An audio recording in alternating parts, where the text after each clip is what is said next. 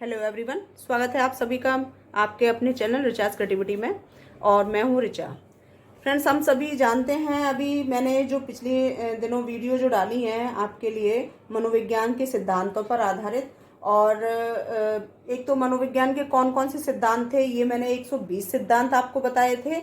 और दूसरी मैंने उसके बाद इसका पार्ट फर्स्ट मैंने डाला था मनोविज्ञान के सिद्धांत से संबंधित जो भी हमारे क्वेश्चंस तैयार होते हैं वो मैंने खुद तैयार किए हैं और वो आपके सामने रखती जा रही हूँ। जैसा कि मैंने आपको बताया था कि मैं इसी सिद्धांतों में से जो है आपको 200 से 250 क्वेश्चंस तक आपको उपलब्ध कराऊंगी।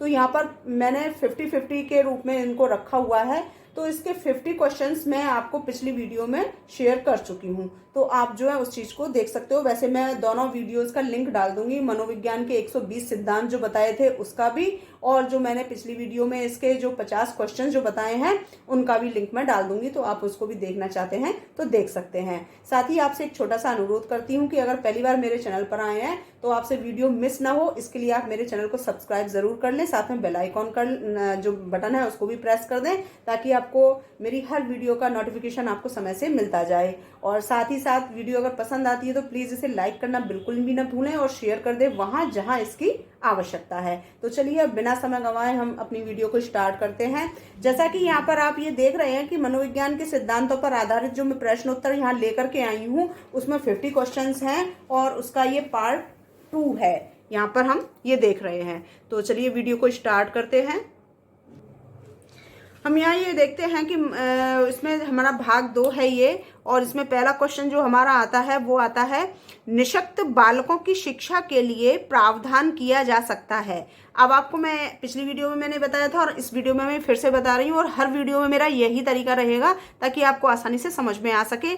जैसे मैंने ये ग्रीन हाईलाइट किया हुआ है, ये यहाँ पर इसका आंसर है। तो ये जहाँ जहाँ ग्रीन आएगा वही इसका आंसर होगा। तो इस चीज को आप गौर से देख लीजिएगा। वैसे तो मैं बोलने की अच्छे से कोशिश कर रही हूँ स्पष्ट शब्दों की, फिर भी अगर समझ में ना आए तो आप इसमें देख सकते हैं। और अगर इसमें समझ में ना आए तो मैं शब्दों को जो स्पष्ट बोल रही हूँ वो आप सुन करके लिख सकते हो, जो भी अपने नोट्स आप तैयार कर रहे हो। ठीक है, तो पहला क्वेश्चन है हमारा, निशक्त बालकों की शिक्षा के लिए प्रावधान किया जा सकता है। तो यहाँ पर जो इसका ऑप्शन आया है आंसर ए, हम आंसर को ही बताएंगे, बाकी आप देख सकते हो, क्योंकि अगर सारे बताएंगे, जहां जरूरी होगा वहां सारे ऑप्शन बताऊंगी, लेकिन जहां सारे ऑप्शन को हर प्रश्न में बताऊंगी तो उससे वीडियो बहुत ज्यादा लंबी हो जाती है। तो यहाँ पर ऑप्शन ए हमारा आंसर है पहले क्वेश्चन का, जिसमें आंसर आता है समावेशित शिक्षा द्वारा। ठीक है, दूसरा क्वेश्चन हमारा आता है, निष्पत्ति परीक्षणों का सबसे अधिक प्रयोग है। तो यहाँ पर इसके 4 जो ऑप्शन दे रखे हैं उसमें हमारा ऑप्शन सी आंसर आता है, छात्र वर्गीकरण में। यानी निष्पत्ति परीक्षणों का सबसे अधिक उपयोग होता है छात्र वर्गीकरण में। ठीक है, बढ़ते हैं अगले क्वेश्चन की तरफ। क्वेश्चन नंबर 3, विशेष आवश्यकता वाले बच्चों को पढ़ाने के लिए निम्न में से कौन सी व्यूह रचना अधिक उपयुक्त है। यानी कि जो बच्चे विशेष आवश्यकता वाले होते हैं उनको पढ़ाने के लिए कौन सी व्यू रचना जो है उपयुक्त होती है उनके लिए। तो यहाँ पर ऑप्शन सी हमारा आंसर आता है, सहकारी अधिगत तथा पीयर ट्यूटरिंग। सहकारी अधिगत तथा पीयर ट्यूटरिंग। ठीक है, इसका आंसर सी हो गया।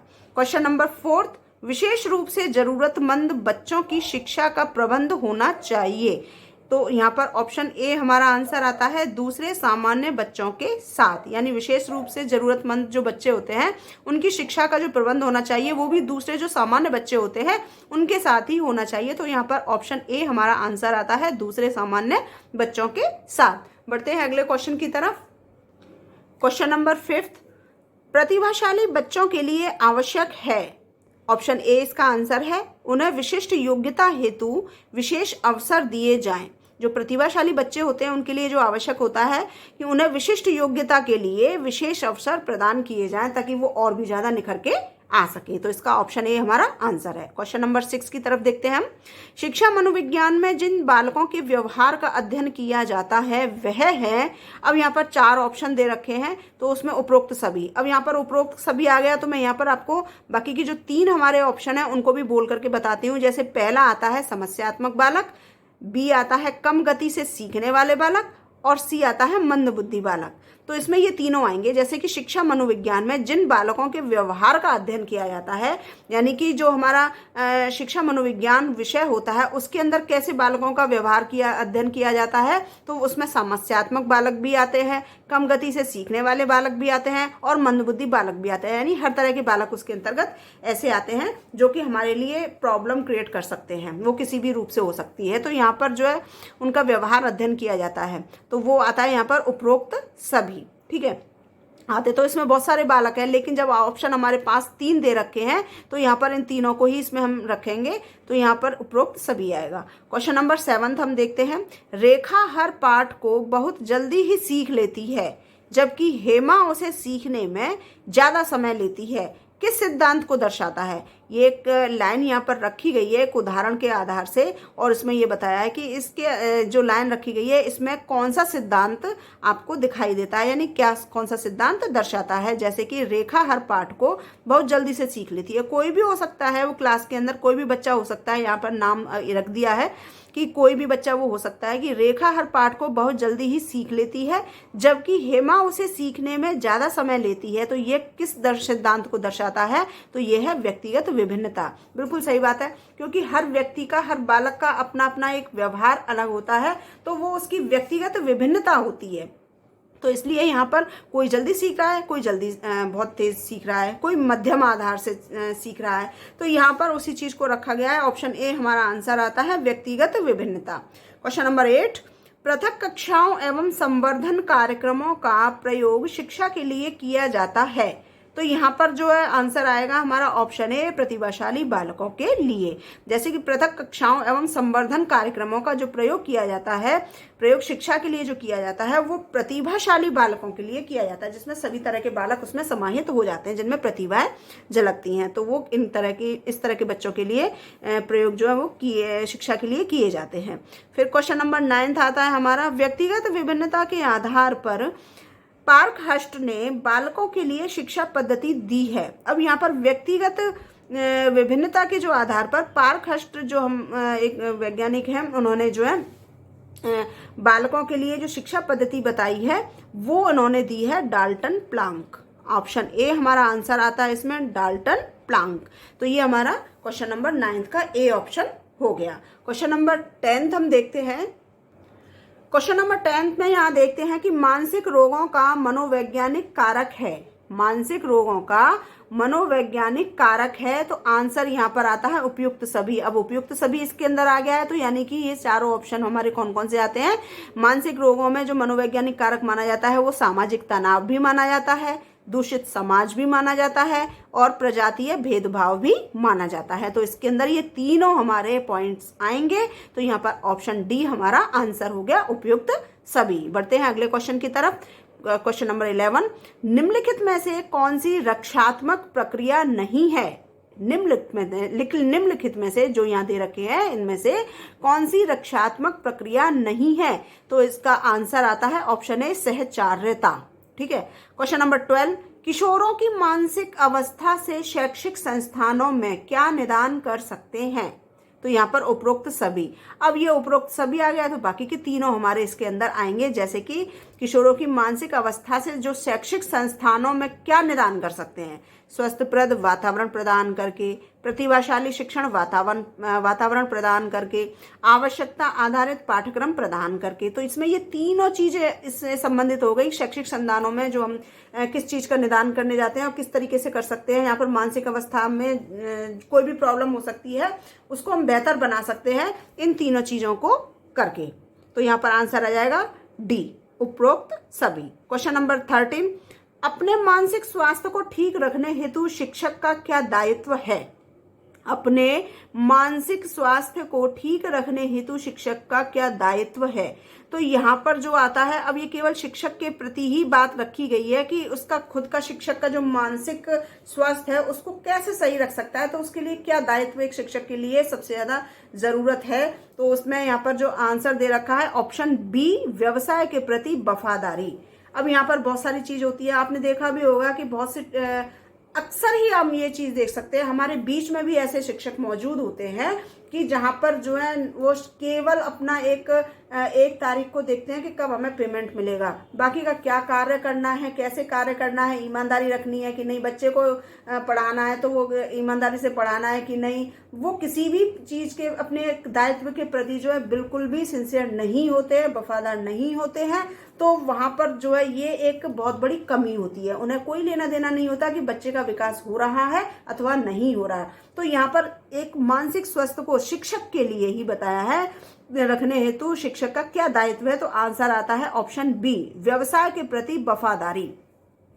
अब यहाँ पर एक चीज बहुत से लोग कहेंगे व्यवसाय के प्रति वफादारी निकल करके यहाँ पर आ रहा है, तो इसका मतलब ये है कि उसे केवल अपने पेमेंट से मतलब रखना चाहिए। तो ऐसा नहीं होना है, यानी कि जिस व्यवसाय से उसकी आजीविका चल रही है उसके प्रति अपनी ईमानदारी रखो, ईमानदारी का भाव रखो। जब ईमानदारी का भाव रखेंगे तो कर्तव्य अपने आप ही यहाँ पर वफादार से उत्प्रोत होते चले जाएंगे। तो वहां पर हमें यही चीज से जो संकेत निकलता है कि व्यवसाय के प्रति वफादार एक शिक्षक को होना चाहिए मानसिक स्वास्थ्य के रखने के लिए।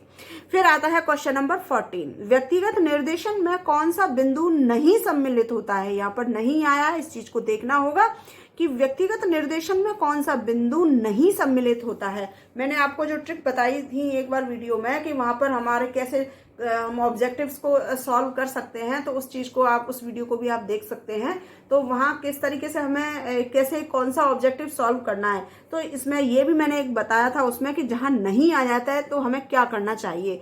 तो अब यहाँ पर हम ये देखते हैं कि व्यक्तिगत निर्देशन में कौन सा बिंदु नहीं सम्मिलित होता है। तो यहाँ पर जो आंसर आएगा वो आएगा समूह मनोवैज्ञानिक परीक्षण। आपने ये तो देख लिया आंसर, अब हम इसको पहले एक बार इनको भी देखेंगे क्योंकि नहीं दे रखा है तो उसका मतलब क्या हुआ।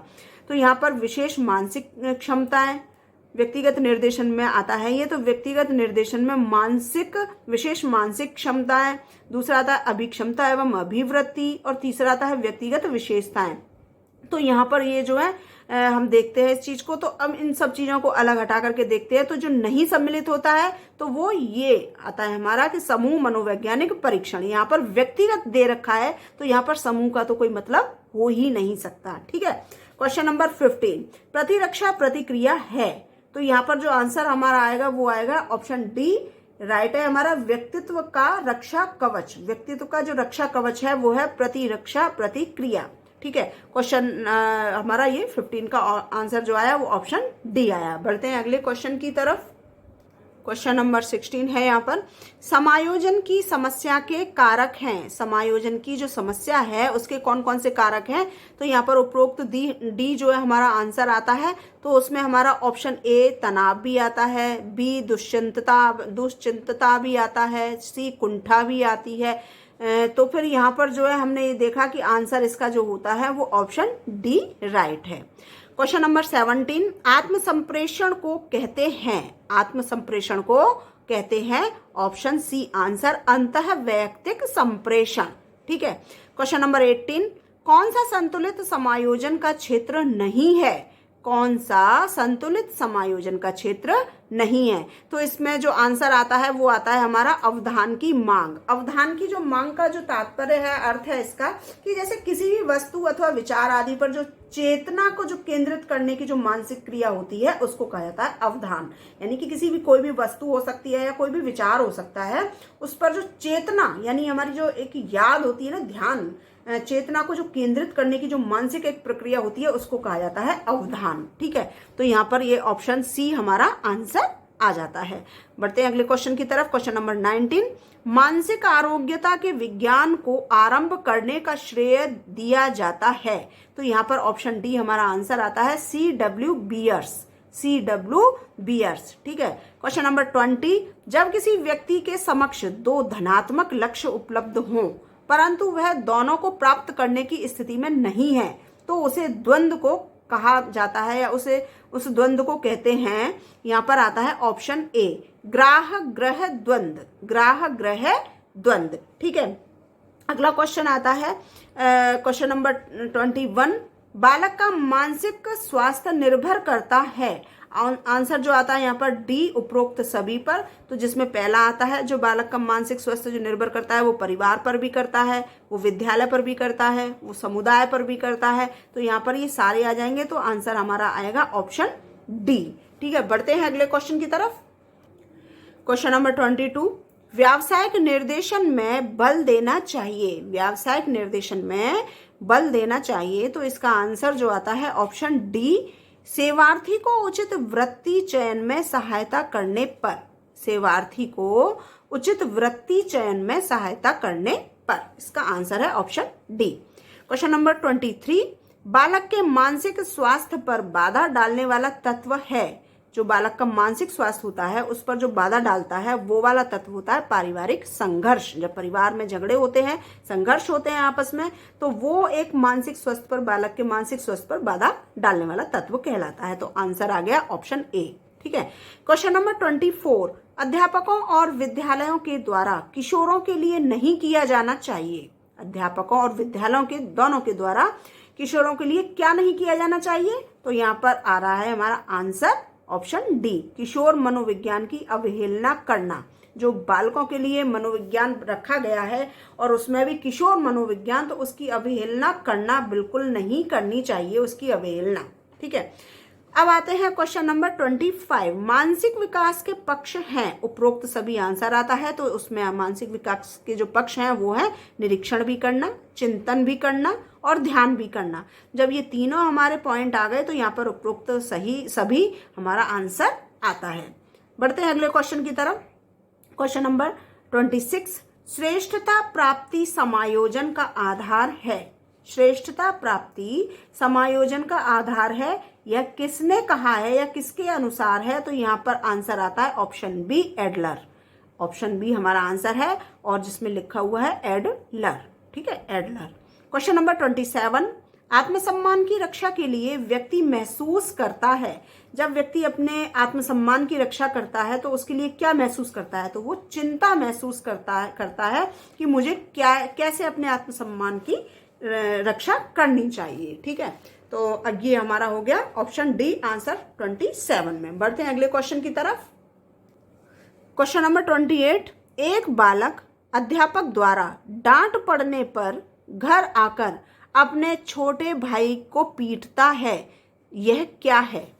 तो यहाँ पर हम जो आंसर देखते हैं, जैसे कि किसी भी बालक को एक अध्यापक के द्वारा डांट पड़ गई, ठीक है, अब वो घर आकर के, अब उससे जो भी कोई छोटा हो सकता है, यहाँ पर तो उदाहरण के लिए छोटा भाई है तो भाई बहन छोटे होते हैं, या कोई भी उससे छोटा मिल जाए वो, तो वहां पर फिर वो उसको पीटता है। तो ये क्या, ये जो एक क्रिया होती है ये क्या कहलाती है? तो इसका जो आंसर बताया गया है वो ऑप्शन सी, यानी कि विस्थापन, यानी हटाना। अब यहाँ पर विस्थापन का मतलब तो होता है हटाना, परंतु यहाँ पर जो हम देखते हैं ये क्रिया एक इस तरीके से कि उसके माध्यम से, यानी एक अध्यापक के माध्यम से उसको डांट पड़ी, अब उसने उसी चीज को अपना एक ऐसे कि मैं इस चीज को अब हटाऊं, तो कहीं ना कहीं उसका ईगो टकराता है, तो उसको हटाने के लिए उसने अपने से छोटों पर जो है एक ऐसा प्रहार किया, यानी कि उसको मार लगाई या उसको हटा दिया या उसको डांट डपट लगाई, तो वो चीज उसको एक कहलाती है विस्थापना। ठीक है, तो यहाँ पर जो हमारा जो ऑब्जेक्टिव में आंसर जो आएगा वो आएगा विस्थापन। ठीक है, विस्थापन का मतलब होता है हटाना। क्वेश्चन नंबर 29, जब व्यक्ति समय, परिस्थिति तथा आवश्यकता अनुसार कार्य नहीं कर पाता तो वह शिकार होता है। क्योंकि देखते हैं हम कि कभी कभी कोई व्यक्ति ऐसा होता है कि समय या परिस्थिति या आवश्यकता अनुसार कोई कार्य नहीं कर पाता तो वो शिकार हो जाता है। तो वो किसका होता है? तनाव का। जब किसी का कोई कार्य नहीं बन पाता है तो वो तनाव में आ जाता है, डिप्रेशन में आ जाता है। तो ऑप्शन हमारा यहाँ पर सही है ए। ठीक है, अगला क्वेश्चन है कि बाल्यावस्था में बालक दृष्टिकोण अपनाना आरंभ कर देता है, यानी कि बाल्यावस्था में जो बालक है वो ऐसा कौन सा दृष्टिकोण है जिसको कि वो अपनाना आरंभ कर देता है?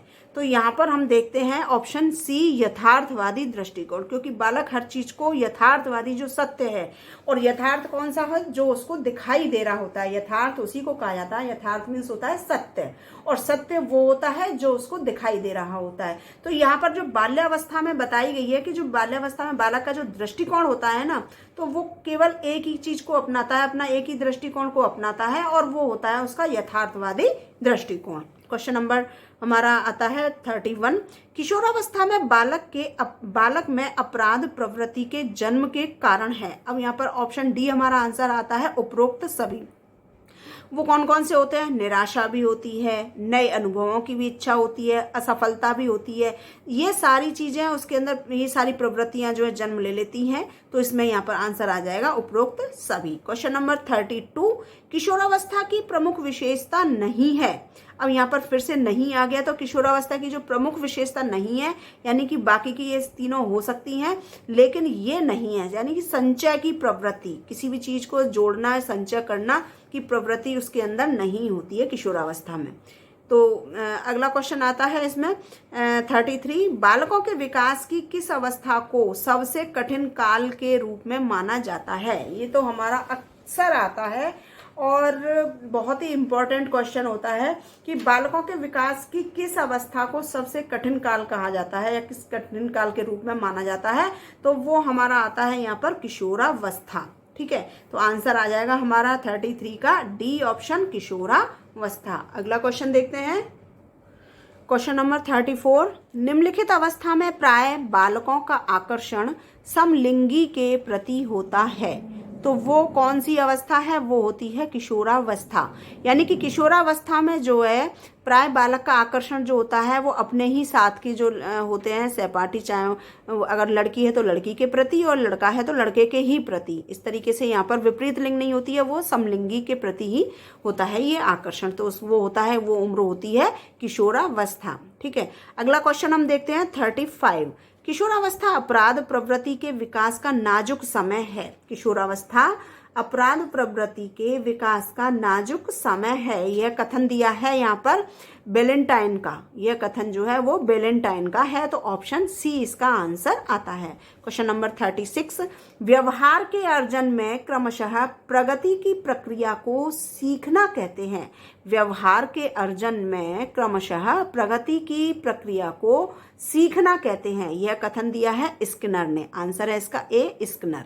Question number 37। किशोरावस्था बड़े संघर्ष, तनाव व तूफान की अवस्था है। किसने कहा है? ये भी बहुत ज्यादा इंपॉर्टेंट क्वेश्चन है और अक्सर आ जाता है। तो ये कहा है स्टेनले हॉल ने, स्टेनले हॉल। ठीक है, अगला क्वेश्चन है 38। किसने माध्यमिक विद्यालयों में नैतिक और आध्यात्मिक मूल्यों की शिक्षा की संस्तुति की है? तो वो की है कोठारी आयोग ने। ऑप्शन ए आंसर, कोठारी आयोग। Question number 39। फ्रायड के अनुसार व्यक्ति की अतृप्त इच्छा कौन सी है? फ्रायड के अनुसार व्यक्ति की अतृप्त इच्छा कौन सी है? तो यहाँ पर धन की इच्छा भी नहीं हो सकती है, संतान की इच्छा भी नहीं हो सकती है और सुख की इच्छा भी नहीं हो सकती है। अतृप्त इच्छा जो होती है वो होती है यहाँ पर ऑप्शन ए, काम वासनाएं। ठीक है, क्वेश्चन नंबर 40। बालक का अपने आप में मस्त रहने की क्रिया को फ्रायड ने माना है। बालक का अपने आप में मस्त रहने की क्रिया को फ्रायड ने जो माना है वो माना है नार्सिसिज्म।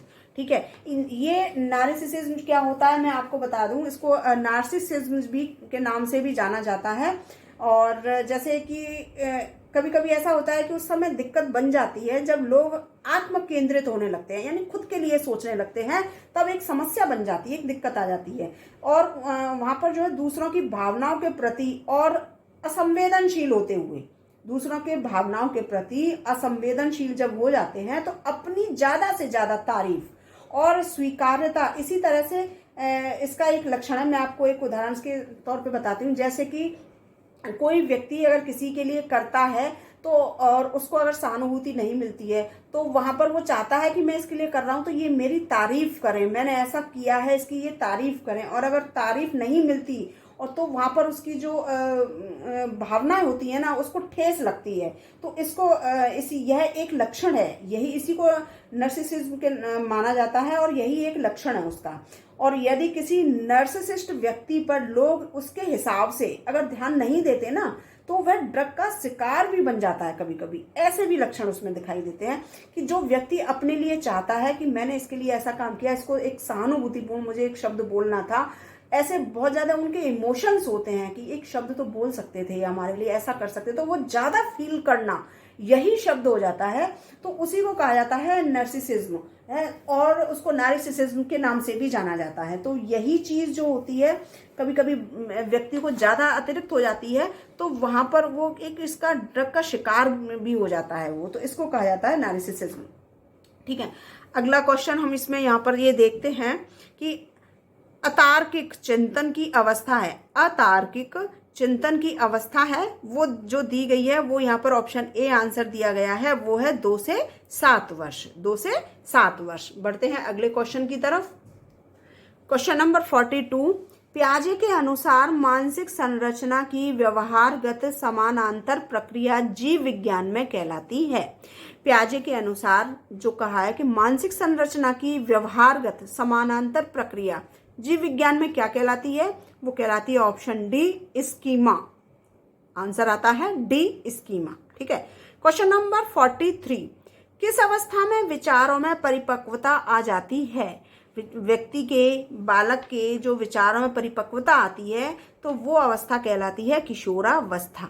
ठीक है, फिर आता है यहाँ पर हमारा क्वेश्चन नंबर 44, किस अवस्था में बालक में ऑडिपस व बालिकाओं में इलेक्ट्रा ग्रंथि विकसित होती है। तो यहाँ पर हम बता देते हैं आपको, एक मुखीय अवस्था, गुदीय अवस्था, लैंगिक अवस्था और अदृश्य अवस्था। तो यहाँ पर मुखीय अवस्था यानी मुख के माध्यम से ऐसा नहीं हो सकता है, गुदीय के अवस्था के आधार से नहीं हो सकता है, अदृश्य अवस्था के आधार से नहीं हो सकता, ये होता है लैंगिक अवस्था के आधार पर। वो मैं आपको इसलिए इस तरह से बता सकती हूँ कि जो ऑडिपस जो नाम होता है उसको हम ये देखते हैं कि यह एक ग्रंथि होती है, और जिसका तात्पर्य यह होता है कि लड़का अपनी माता से अधिक प्रेम करते हैं, यानी विपरीत लिंग के अंतर्गत हो जाता है इसमें कि जो लड़का होता है वो अपनी माता से बहुत अत्यधिक प्रेम करता है, और जो इलेक्ट्रा होता है वो भी एक ग्रंथि होती है जो कि लड़कियां अपने पिता से अत्यधिक प्रेम करती हैं। तो यहाँ पर ये विपरीत लिंग की तरफ जो आकर्षण होता है,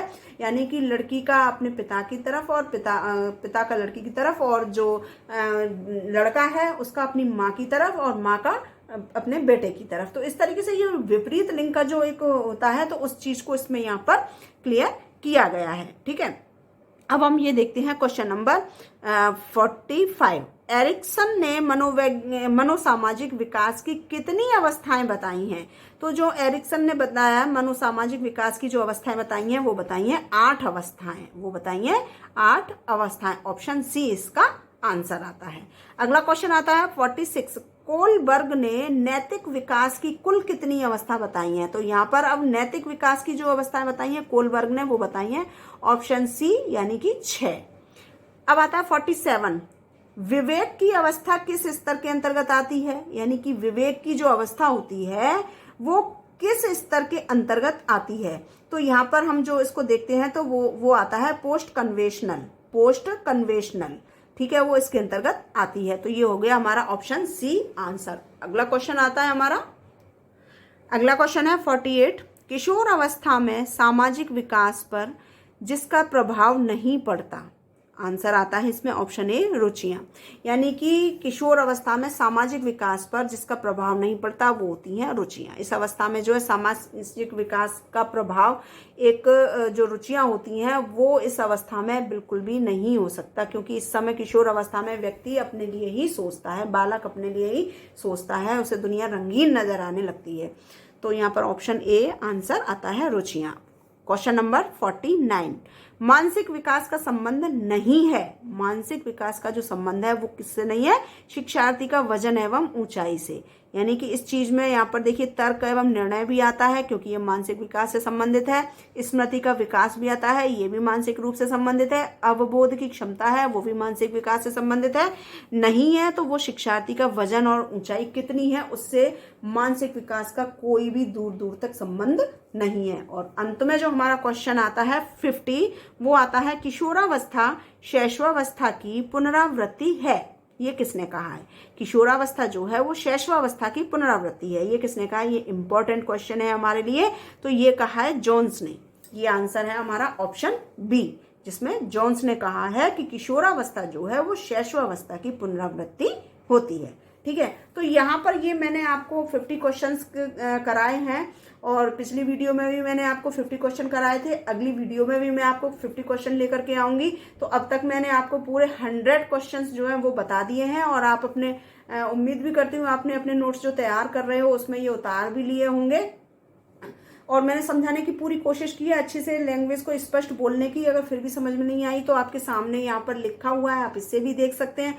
अगर यहाँ समझ में नहीं आ रहा है तो जो मैं बोल के आपको समझाने की कोशिश कर रही हूँ तो आप मेरे शब्दों को भी आराम से सुन सकते हैं। जहाँ समझ में ना आए वीडियो को रोकिए, उतारिए और देखिए, उसके बाद फिर अपने नोट्स को तैयार करके आप उसको पढ़ने की कोशिश करेंगे तो आपको पूरी डिटेल समझ में आ जाएगी। और फिर भी अगर आपका कोई पॉइंट ऐसा है जो आपको नहीं समझ में आ पा रहा है या आप मुझसे किसी भी पॉइंट के विषय में वीडियो चाहते हैं तो मुझे कमेंट बॉक्स में मुझसे अपने विचारों को शेयर कर सकते हैं। और अगर वीडियो आपको पसंद आई है तो प्लीज़ वीडियो को लाइक करना बिल्कुल भी ना भूलें और अपने साथियों के साथ जहां इसकी आवश्यकता है वहां इसे शेयर अवश्य कर दें। और जो पहली बार मेरे चैनल पर आए हैं उनसे मैं यही अनुरोध करूंगी कि आप मेरे चैनल को सब्सक्राइब ज़रूर करें। साथ में अपना जो भी कोई पॉइंट्स हैं आपके, आप उससे शेयर कर सकते हैं। मैं उस पर आपको पूरी तरह से वीडियो बना करके पूरी कोशिश करूंगी। और जो भी आप मेरी वीडियो को देखते हैं प्लीज़ मेरी वीडियो को लाइक करना ना भूलें, क्योंकि इसी से मेरा मनोबल जो है वो अच्छे से बढ़ता चला जाता है। आपके सहयोग की मुझे आवश्यकता है। वीडियो देखने के लिए आपका बहुत बहुत धन्यवाद। नमस्कार।